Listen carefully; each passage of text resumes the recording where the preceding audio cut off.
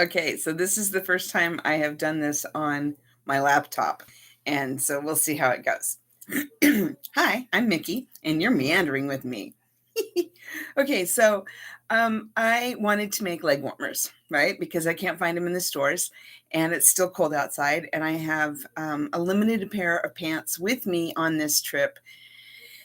I don't know what I thought. I was only going to be gone for a couple of weeks, but it's been months since I've been in my RV. So anyway, I have a round spool that I was going to fit my leg through, worked just fine, right?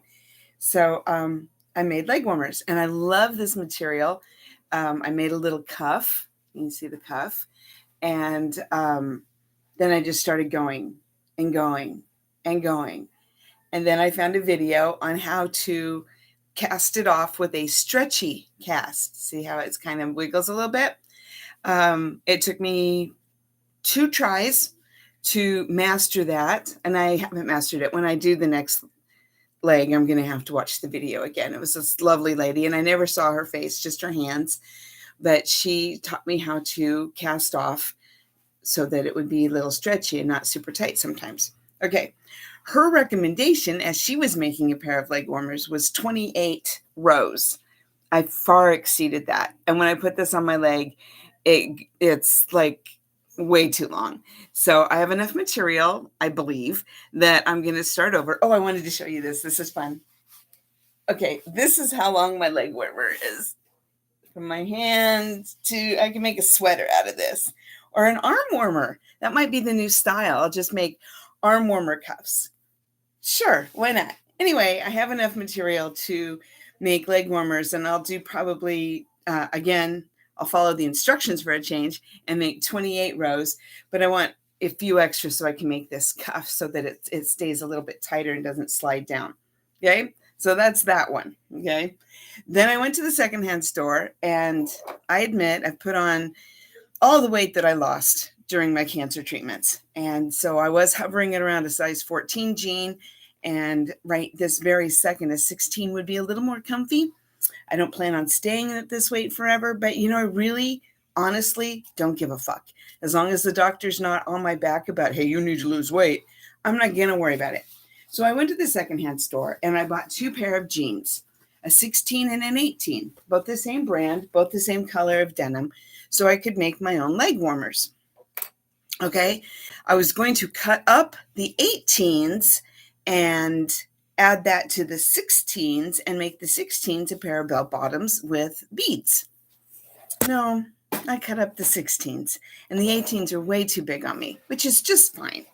So my next objective is to take these panels. Well, I'm going to have to go to the secondhand store and buy another pair of Lee Riders so that I can match materials.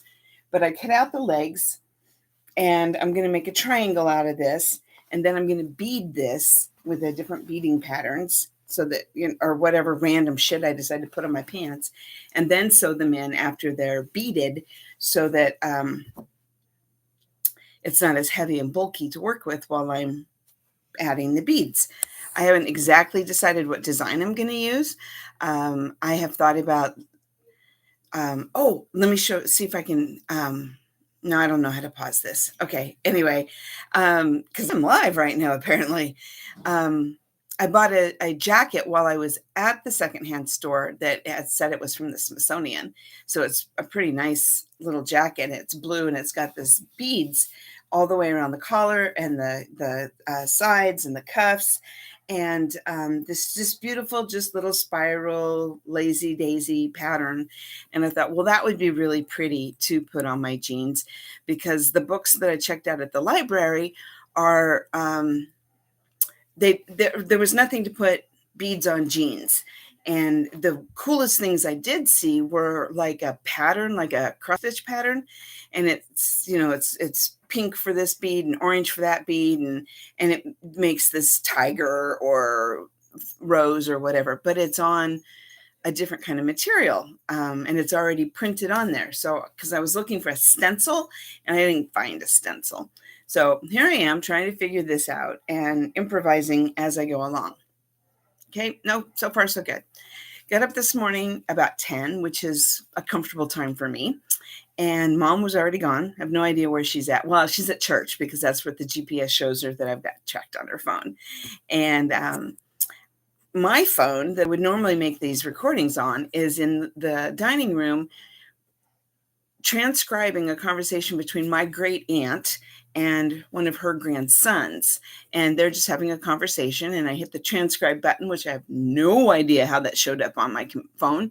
I don't know how to duplicate that. I don't know how to share that with mom so she can do it. But I'm transcribing this conversation, and then I will copy paste and put that into a document, tweak it however I need to.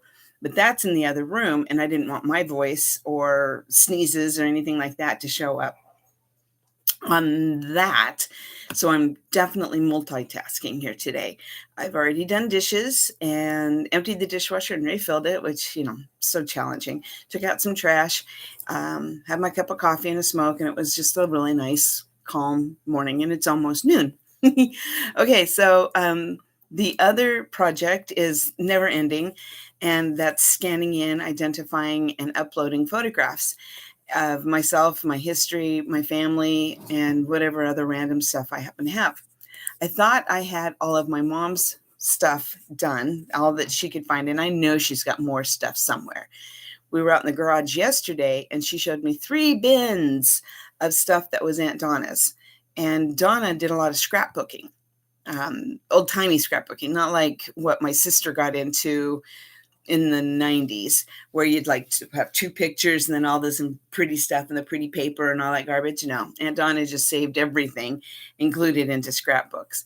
I will go through those 2 bins and see if there's anything in there that I can scan and put into my database so that I can make these books that I'm working on.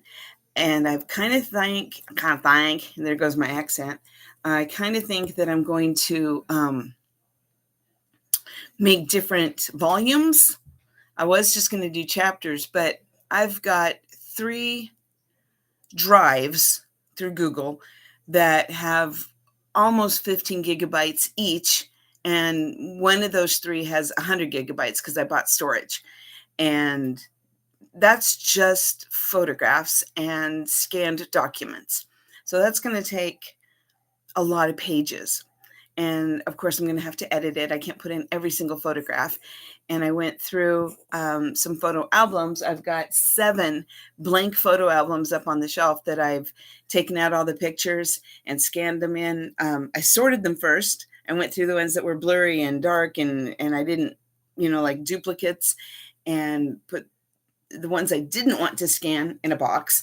And then the ones I did want to scan, I did. And then all of those photographs are in a box right now. And I called my oldest, and apparently a little too early for her yesterday. And I said, do you mind if these pictures aren't in albums? Because I didn't really want to put them back in the albums. And she's like, yeah, I don't care. I'm asleep. And I'm like, okay, sweet. Love ya. And we chatted for just a little while, and then I let her go. But I did order 3 big plastic bins that are from a photo company to store the photographs in. And there's little compartments in each. I'll get them on Valentine's Day according to Amazon, but put, like this is Desert Storm pictures. These are pictures of Lexi when she was a baby. These are pictures of my high school memories, whatever. And organize them that way just a little bit so that the kids, but honestly, unless there's a revitalization of photography in the future, everything that they'll ever want to look at, and probably not even then, is going to be in a book, or at least that's my goal, is to get them in a book. Okay, so what else? Those are my 3 main projects, is making leg warmers, embellishing my pants, and working on the drive. And part of that is transcribing a previously recorded conversation between my great aunt and her grandson. And she had a lot of kids, and they had a lot of kids. And so I'm not really sure which of my cousins made this recording. He identified himself at the beginning, but I'm going to have to Google it to see. I don't know. I wasn't paying attention when I started the recording on who was who. But anyway, yeah. I think that's that. So I hope you have a beautiful day and keep doing what you do. Okay, love you. Bye. Hi, Mom.